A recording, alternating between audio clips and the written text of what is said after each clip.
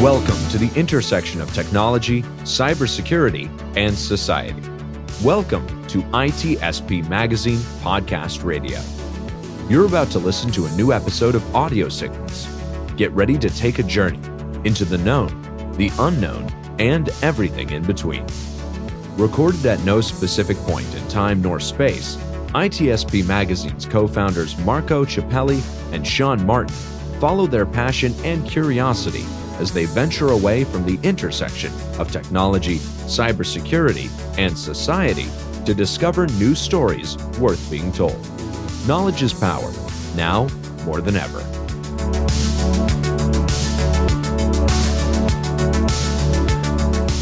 All right, let's do it. This is Audio Signal Podcast on ITSP Magazine, and I am Marco Ciappelli.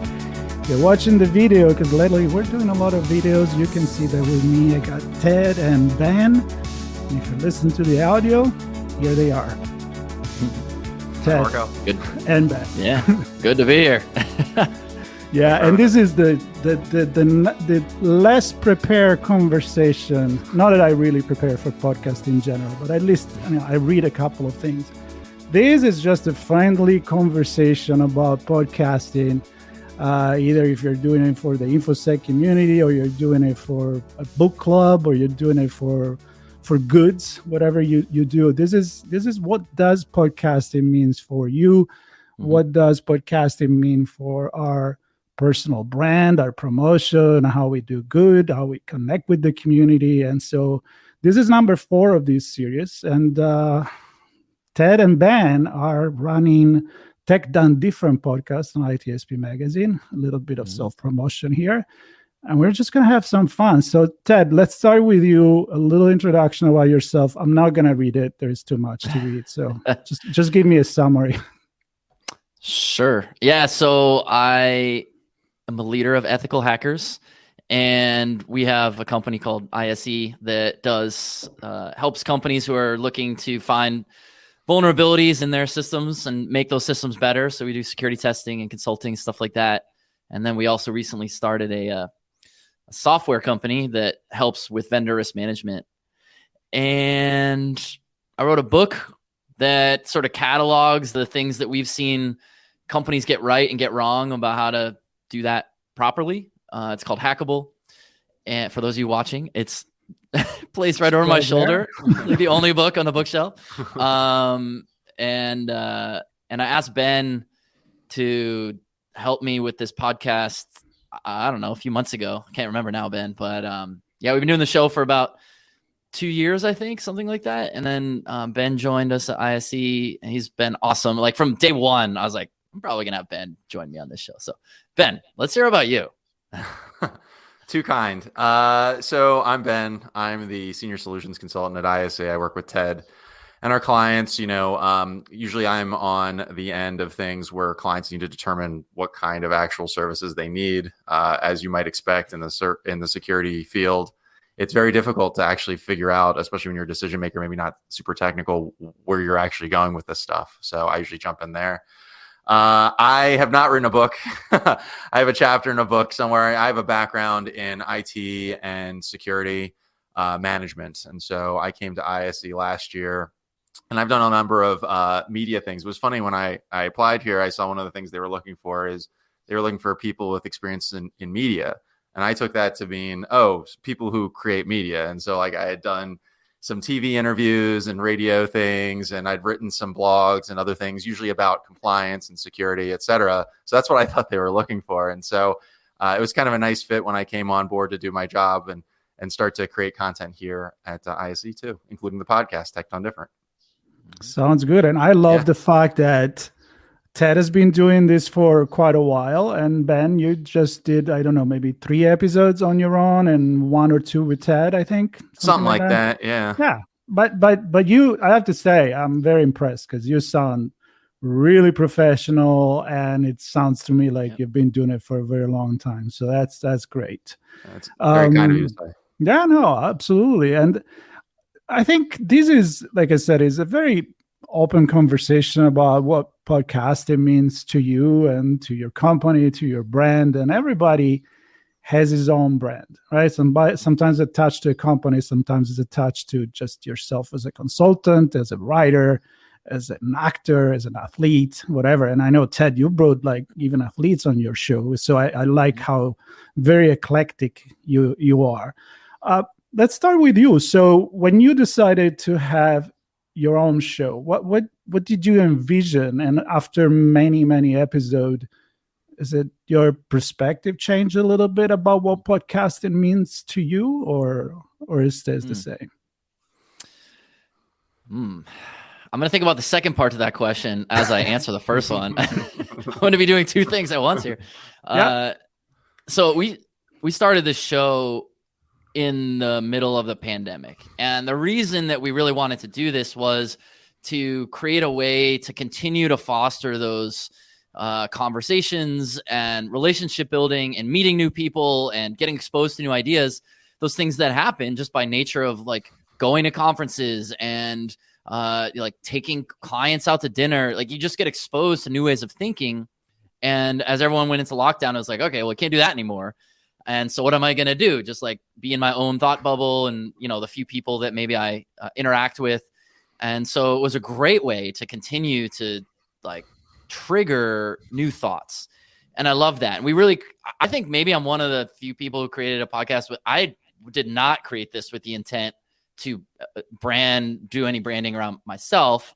I mean, I do a lot of things already that sort of like, I have built a brand around myself to some extent, but the point of this really wasn't, it's not like the Ted Harrington show, you know, it's like, I didn't, in a way I say to Ben all the time, like, can you just do this without, I'm like, can I not do this?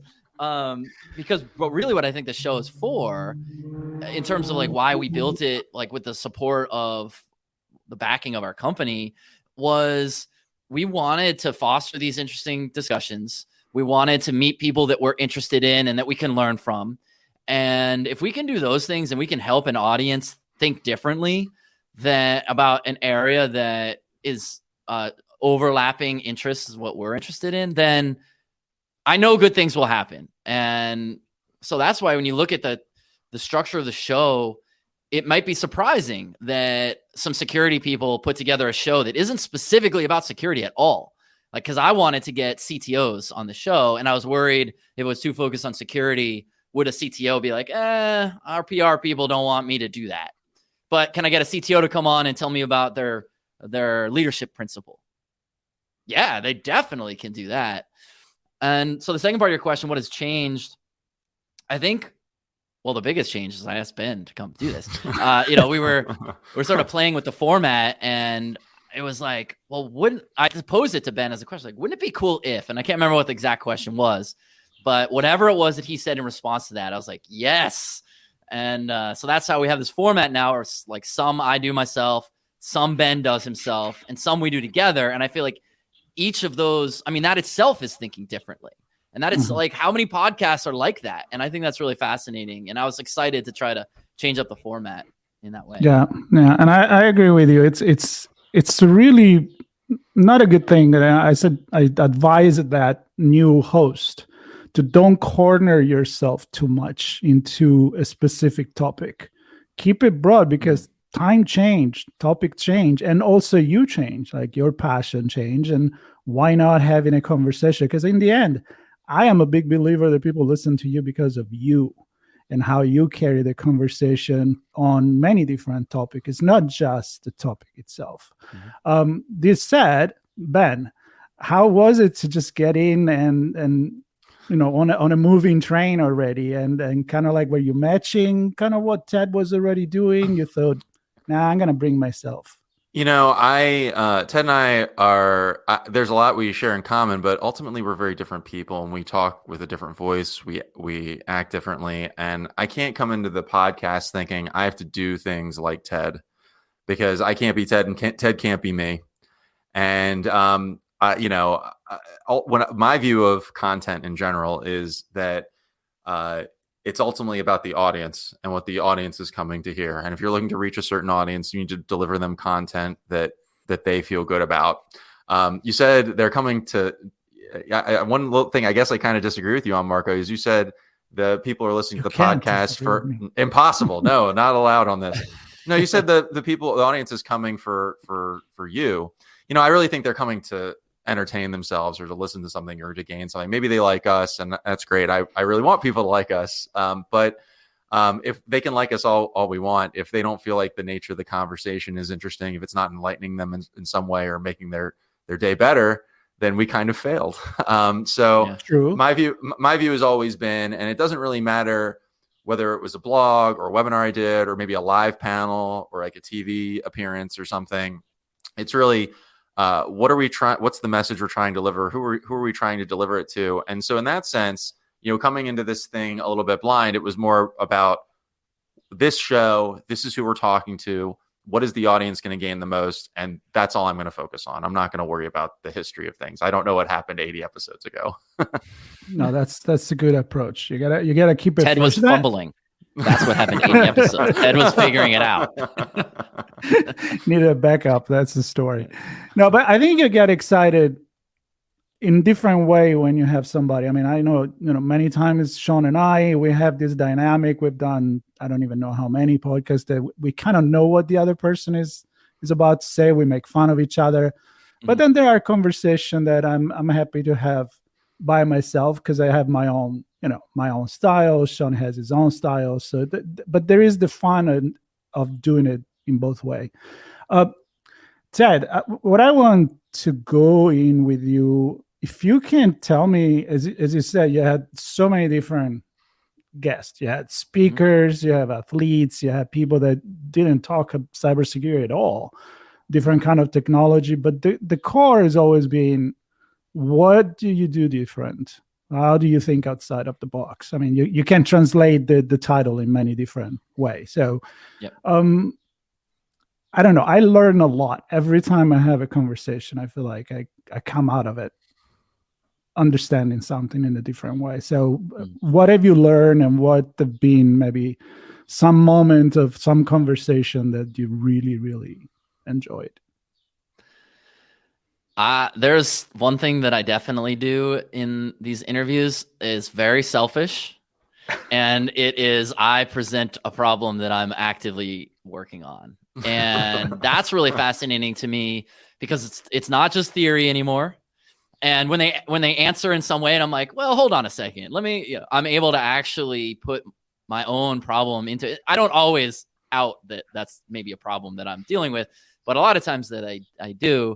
And I find that, I mean, that's like maybe a reason to start a podcast, period, is like, just go get the foremost expert, help you solve problems all the time. And I think that's just really, really cool. And I think that people, our guests, they maybe at first don't immediately jump on the idea of like, we even have people when we'll invite them, they'll say, oh, well, I don't know what I do that's that different.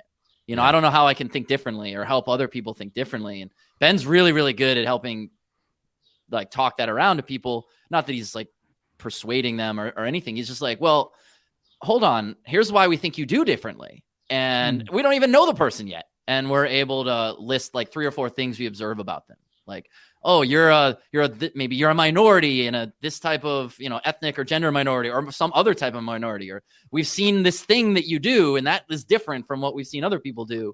Can you just talk to us about that? And then when people start get going, you just learn new ways to think about everything all the time. Yeah, that's a really good point. Ben, how you do that? How you become a shrink? Because I feel like when you host the show, you're a little bit of it. You're not the first person to tell me that I do that kind of psychology thing. I get a little couch. I tell them to lay down, relax a little bit. We're going to talk through some issues. Feel free. This is a safe space. Now, before every, I'll tell you how the sausage is made, so to speak. Before every podcast, we have like a very brief pre-call, and it's usually me doing them. And honestly, I don't really know that much about who we're talking to beforehand. We've reached out to them in some way. Maybe sometimes we have a personal relationship with them, but most of the time we don't know anything. And I just tell them, I have my little notepad up. Just tell me some stuff about you, like your history. How did you get into this? And they just hear me typing away, clicking away for a while. And I just look for things that sound cool, things that sound neat to me, something that I can elaborate on. And when people say, well, what's so interesting about me? I'm like, there's probably plenty interesting to say about you. I mean, it's kind of my job as a host or co-host to make sure that I pull that out of them. Their job is they've already become an expert. I just need to get people to see what I see in them. So just ask them a lot of questions, put everything out there, and try to make it a little organic too. So, I'll do this pre-call. It's maybe 10 to 15 minutes tops. Some of it is technical, how do you connect, all this other stuff. But a lot of it is, tell me about your background. And I'll say, well, I really see an interesting theme here. And that theme is about, we had a guest on recently who came from a wildly different educational background and like knowledge background that you would expect for someone in his position. Well, let's talk about how you got there. And then the theme of that episode is really about, don't pigeonhole yourself into something that you think you are. Anybody can be anything. You just have to, believe that sort of thing. And that's just kind of how I do it. It's find that one little nugget in the pre-call, and then the whole conversation is really going to be about that one thing. And usually when you find that nugget, people are very interested in talking about it. People do like talking about themselves. It helps, relax the guests a little bit. I think a lot of people are just nervous being on a show, period. And so when you're able to talk to them about things that they feel comfortable with, it really makes everything better. Absolutely. Ted, how do you do that? How do you make people comfortable? If you do, I don't know. Maybe you make them comfortable. Yeah, I don't know. Maybe I try to joke around a little bit before we hit recording. One of the things I really like about recording with Ben is that Ben's really good at that, about like injecting humor and stuff. And I think our shows are funnier when we're going together. I don't know, just trying to like joke around. Yeah. Sorry, I was gonna say, I like one of the challenges, and what I try and do for the show more is try to ask like one or two little like weird questions, something that maybe they're not expecting, something that I picked up on that they're not expecting me to ask about. I like framing them in weird ways. Like I love looping around on it. I start with one thing and you think I'm going to ask about something, but then tell me, with a recent guest, Andrew, I'm like, well, how did you, tell me about ethically stealing a baby. And then they just sort of stop for a second. But I mean, I love that kind of disruptive energy. I just think it makes the show a lot more interesting for the guest, for the audience, everybody else. Yeah, well, that's when the audience is probably gonna like, what the hell? What is this? That's what I want. So I like to think about what would the audience ask now, because some conversation I can get pretty deep, either in the business or in quantum computing or stuff that I don't even know. I mean, I talk a lot about space exploration with astronauts, and I'm like, I'm very curious. Like I am the audience, right? So did you ever stop like, wait a minute, let me rewind this, because it may be that somebody in the audience may kind of lose what this is all about. Let's bring it down to a more understandable level. So do you think with the audience in mind? I definitely am doing that. Yeah. When I see this happen frequently, where a guest they'll have an assumption about the knowledge base of an audience. They'll use jargon, or even if it's like a widely understood term. The way that I generally will deal with that is to either myself define it in my response, or say, oh, you brought up this interesting thing, just so we don't lose anyone, can you define it? And I think if you do that once, I found the guests, they recalibrate their level of discussion. And that's pretty impressive. There's only been, I forget what number we're at now. We're somewhere like in the high 80s or 90 episodes. There's been 3 additional episodes that will never air. Two of them were just, the guest was, oh my God. The guest like went down these rants and you couldn't pull them back from the rants, and their sound was awful. And they like were complaining about stuff. And it was like, I'm in the episode. I'm like, I know we can't air this. This is so bad. And I felt really, you feel bad because you try as hard as you can to get that guest to like deliver something of value to the audience, and it's just not going to happen. The third one that we won't air breaks my heart. We won't air it because it was such an incredible episode. We got so in any Major League Baseball team, there's on the baseball side, the highest ranking person is the general manager. That's the person who makes the trades and all that stuff. And anyone who follows any baseball team knows who the general manager is of the team they care about. Their peer on the business side is, I forget what the title is for that person, but that person makes all the business decisions about things like, well, how much are we going to charge for tickets? Are we going to do promotions differently? How do we, do community events, stuff like that. And we got the guy who's that role for one of the major teams that had just won the World Series a couple years ago. And he comes on and he tells these incredible stories about like the season was not going well. It was like a movie. The season wasn't going well, and someone came in and Ted Lasso. It was even more riveting than Ted. I love Ted Lasso, but it was like, he comes in and the turning point was like someone's walk-up song they chose, and it like somehow got people fired up, and it got the community involved, and it was like, and then they won the World Series that year. He tells this amazing story from like in the locker room, and it was so incredible. And then his PR team was like, "You did what? No, you can't air that." So I have this like most incredible episode you can imagine, just sitting. No one will hear it except for our team. Oh, man, I know what I'm doing later.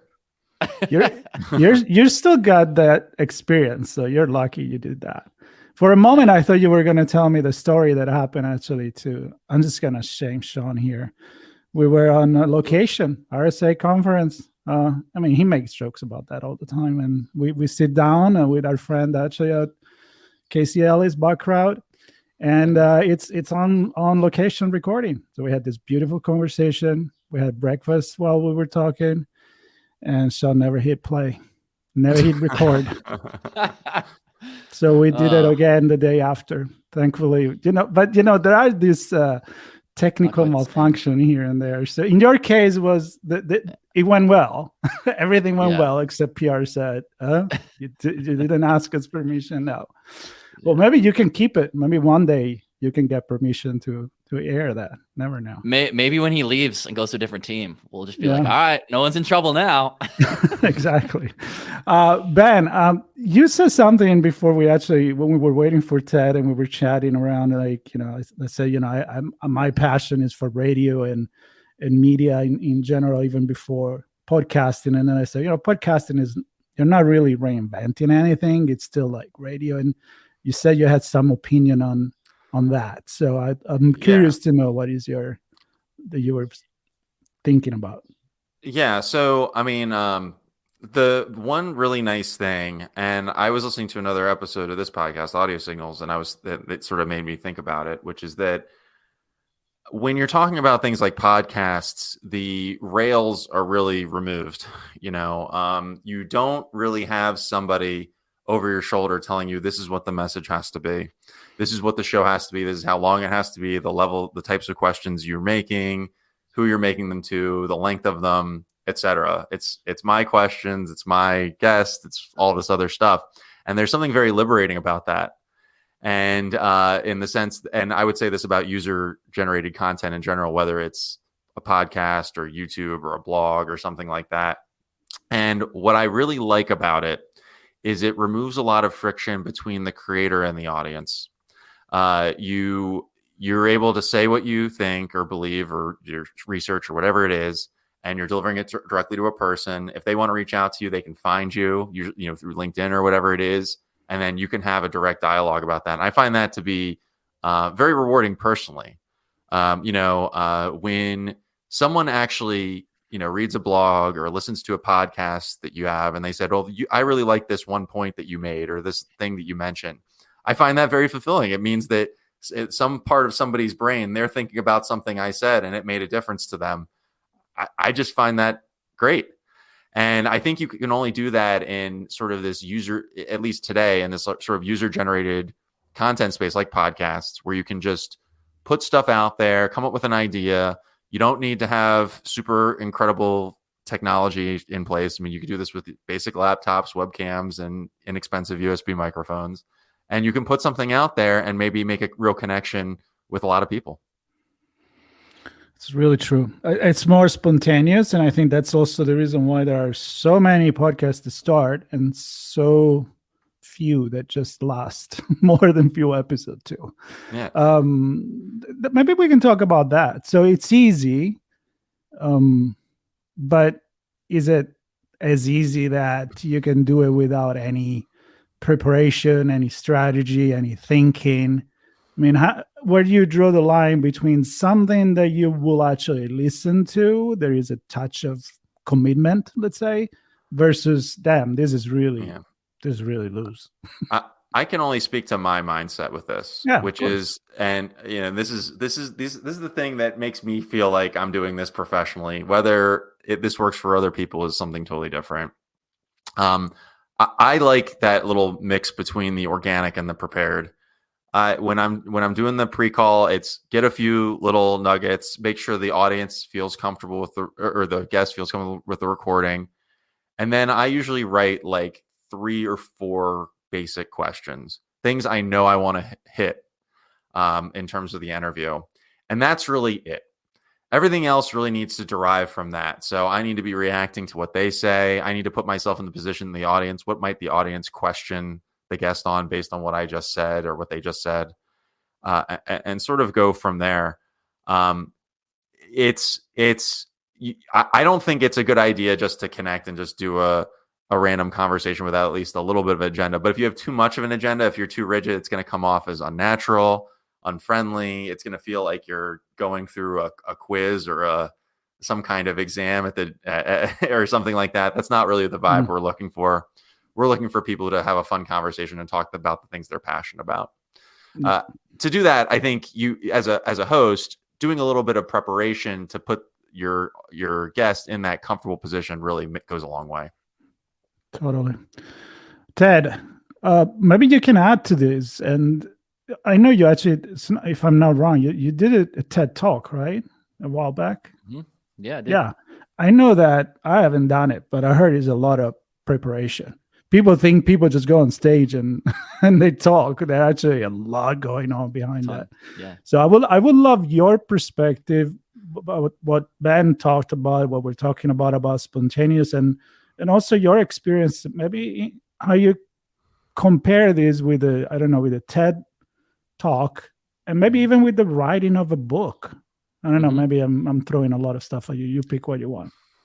Yeah, well, no, it's a good contrast actually to draw. So I think you approach those 3 things differently. Probably giving a TED Talk and writing a book are probably more similar to each other than the podcast. So I agree with everything that Ben has said. I think what makes a podcast, it's funny, I don't really listen to podcasts, so it's hilarious that I have a podcast. People are like, "Oh, what's your favorite podcast?" I'm like, I sometimes listen to the ones. I was going to ask you that, so I'm glad that you just threw it out. You can ask me about it. Okay, I'll just out myself as someone who doesn't listen to podcasts. So I'm going purely off instinct right now when it comes to podcasts. I'm not going off, well, I listen to them, the best performing. I just I don't know, what would I think a person would want to listen to? And I think what person would want to listen to is a new idea or a new frame on an idea that they're already aware of. Helps stimulate their thought process. Now, maybe not everybody wants that, but I want to create a show for people who care about that. And that's what we set out to create. And so if we do that, then what's the style? Okay, well, the style should be conversational. And that is where I think what Ben's getting at, and I totally agree with, when I do a pre-call, sometimes the guests will start to say their thoughts on the idea, and I will literally tell them to shut up. I'm like, I don't want to hear it. I want the natural version of it. I don't want, Sean not hitting record, and then we have to do the not as good version the next day because you're like, you changed or whatever. Sorry, I'm actually not sorry. I want to call Sean and tell him I totally threw him under the bus. Do it. But that's really, really different from giving any talk, but TED Talk in particular. And here's one of the primary differences is the perception that people have about people who give those very natural talks. Because we've all seen it, right? When someone gets on a stage and they're just they're just so comfortable. They know exactly what they're talking about. Their body language is relaxed. They hit the exact right points. And you walk away feeling like that person just stood up and just said what they thought. It takes so much effort to look like you didn't prepare. And that is such a common misperception. I hear people say it all the time. They're like, well, I don't want to, rehearse this talk too much because I don't want it to seem forced. And it's like, what makes it look not forced is putting in the work. And most people don't get past that. There's that first hump when it's brutal. You're like, you don't have it memorized. You're not exactly sure how to say it. Your body language isn't right. You have to get through that. So for me, like my TED Talk it's about 15 minutes long.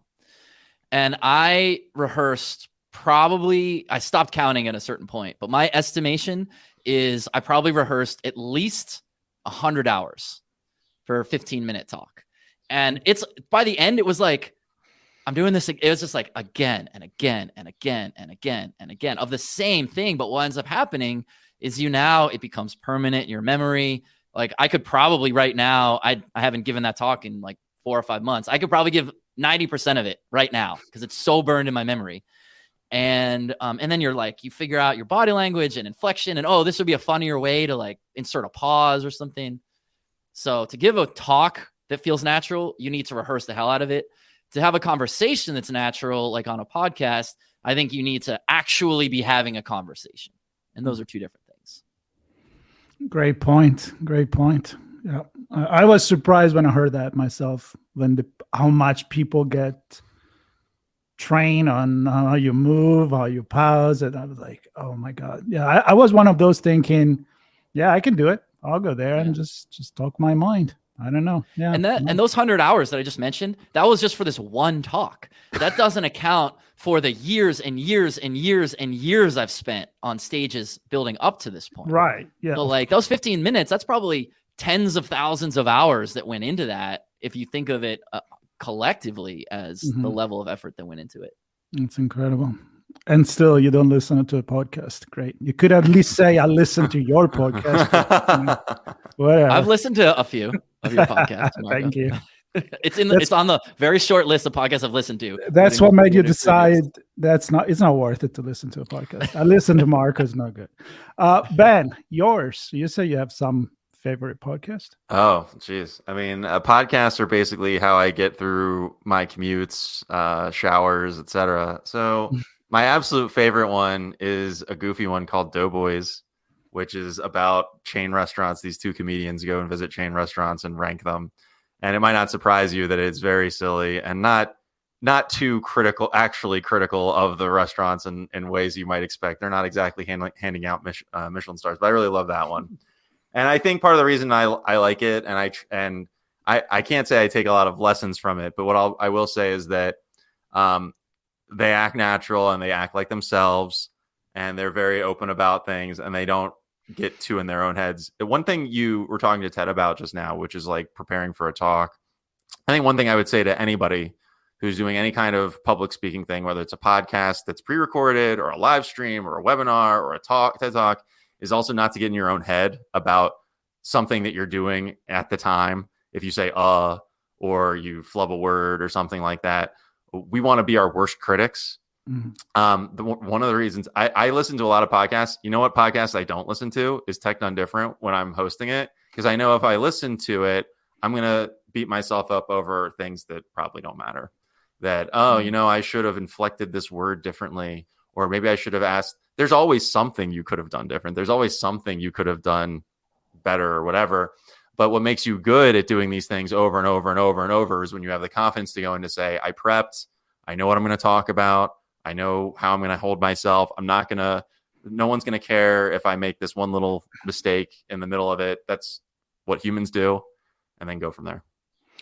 It's a good point, but I have to say, maybe because English is not my first language, so it's even funnier when you listen yourself and maybe you put an S where you shouldn't. It's, that wasn't a plural, or there is that word that you can't pronounce.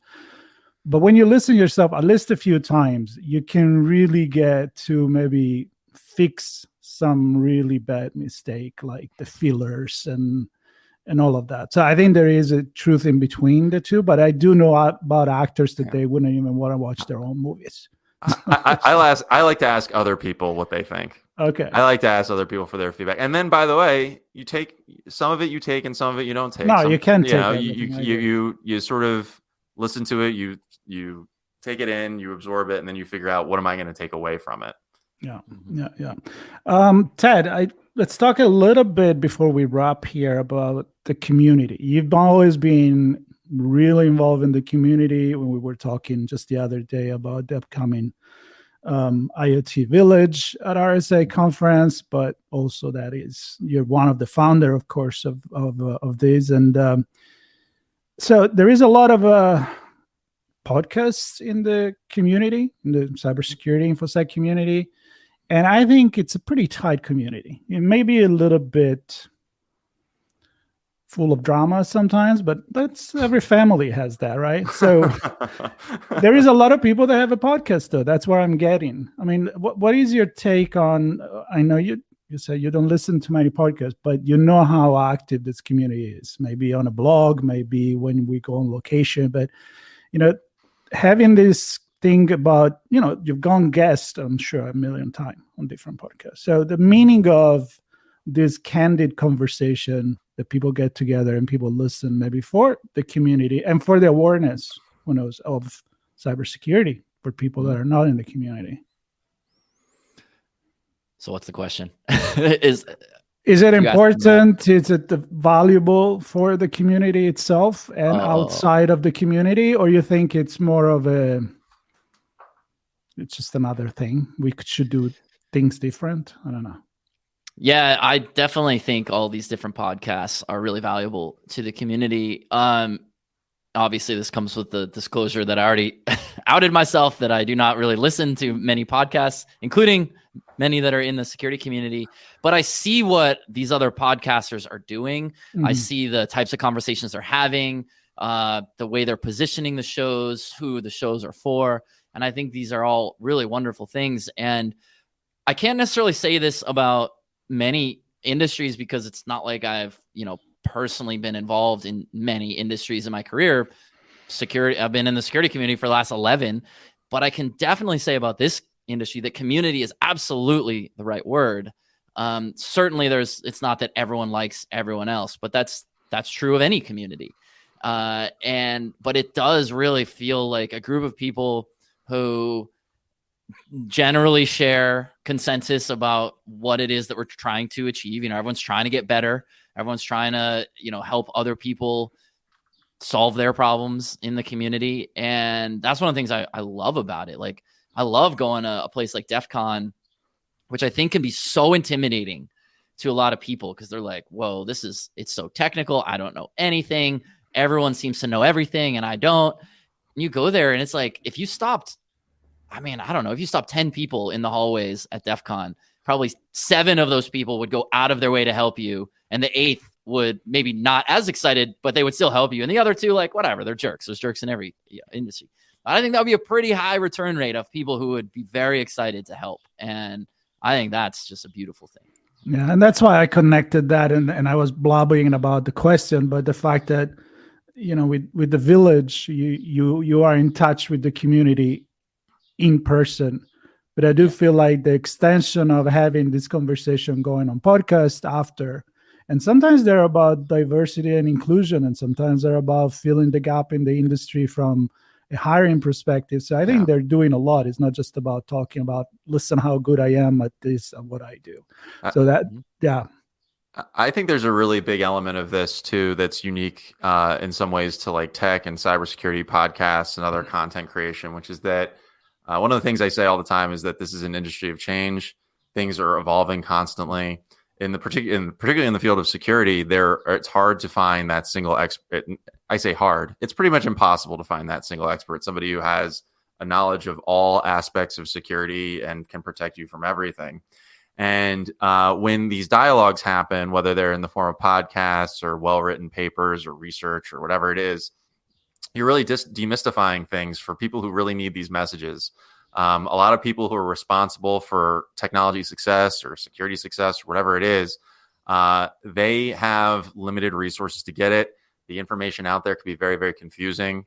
Sometimes there's a lot of nuance. There's products and technologies themselves that just pop up, and then all of a sudden people are expected to know them. I mean, just think about with this ChatGPT stuff, how many people are sticking their tongues in the middle of this just to say what they want to say about ChatGPT, and there's more to be said.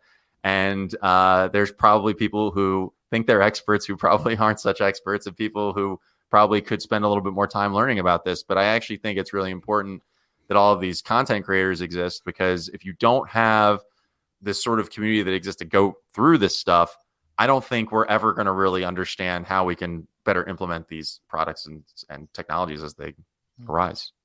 Great point. I think we need to kind of be our own filter, right? So kind of like reinforce the good things and the one that are less. And I welcome new voices all the time. That's why I love to talk with other podcasters, and it's not a competition. There is enough audience for everybody, and people listen to multiple podcasts. Mm-hmm. Let's finish with this, which is kind of like what I'm doing with as a final question for this conversation is, if you have to give one advice to someone that is been thinking to start a podcast and hasn't done it yet, I mean, what would it be? I mean, some people think it's too much from technology. Ben, you kind of mentioned that. It's like you don't really need that much, but there is that thin line. So anywhere in the podcasting recording field, what would be that one advice you would give someone? Well, I would say that being specific on a few things, but specific is the answer, and then I'll elaborate what I mean. But be specific, and by that what I mean to say is, number one, be specific on what your goal is. So like, why do you want to do this? Because it takes time, it takes effort. You got to reach out to people. People do, there's rejection, there's people flake. Like there's parts about it that are not as awesome. And so when you run into those hurdles, that friction, being really clear on why you're doing this will make it so that those aren't a problem. But if you're not clear on why you're doing it, then that'll be annoying. That will get in the way. So specific on what it is you want to achieve, and then specific on who you're going to serve. So being really clear on who's the audience. Like people ask us all the time, they're like, oh, do you have demographic information on who listens? And we're like, no, we have no way of knowing who is actually listening, but we can tell you who we're creating it for. And if we're doing it right, those people are coming to this. Yep. And that helps guide what are the questions and who are the guests and the topics. And then, so the first is being clear on your goals. The second, being clear on who you serve. And then the third is being really, really clear on, and specific, on how you will serve that audience. So having those three things really clearly understood, everything else figures itself out. Like what kind of mic you're going to use, what platform you're going to use to record it, like all that stuff that's you got to figure out. You'll figure it out. Until you have those three things really understood at a specific level, it'll be difficult. Very cool. I love those. Ben? I have three things. So some of it probably aligns with what Ted says. So I think you do have to plan a little bit. Like if you're going to create any kind of content, you have to have a plan and agenda. You can't just hit record and start going. You have to have some kind of idea. But after that, once you have a plan, it doesn't have to be a perfect plan. I would just advise for any kind of content creation to just try. Don't necessarily say, this is my first episode of my podcast or the first blog of a blog series I'm writing, whatever. Just put something out there and make it to a standard that you think is good and put it out there. Put in the work. And then after a little while, don't be afraid to make a change and listen to what the universe presents to you as a result of it. Are people listening? Are they giving you really good feedback on some things and bad feedback on others? So plan something, put something out there, just try to put something out there. We can't let planning, paralyze us. It can't be that we plan so much that we never get an episode out. At some point, you got to put something out there and see how people feel about it. And then after a while, you might say, okay, now that I've really established this, now that I'm comfortable with what this is, what is that little thing that I can do to make it different? We recently added this little thing at the end of the podcast where Ted and I just chit chat about the guest and something we learned from it. And I think it makes the podcast a lot better. I just think me and Ted talking about something and us having our natural, first of all, it helps Ted and I record better. I think it helps us develop a more natural chit chat between us. We're on the other side of the country from each other all the time. We're doing these recordings. So we have to have good chemistry, but then also it allows us to actually show ourselves off some of the things we're thinking about, but we had to be willing to make that change. And so that's something else I would say you have to think about. I think these are fantastic advice, and be yourself. Absolutely. There you go. But give it a go. Don't wear a cool cat t-shirt, whatever that is. It looks pretty cool. Exactly. I kind of want that. It's a cat holding a 40. What's going on with It's this a cat holding a vodka. I got this in Japan actually, so I just love this little I kitty kinda want cat. it.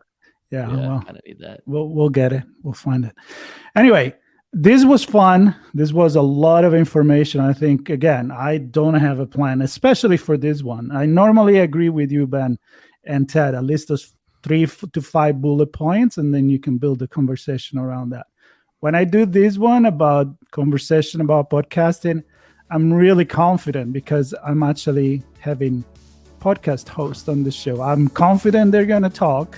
I'm confident they have stories.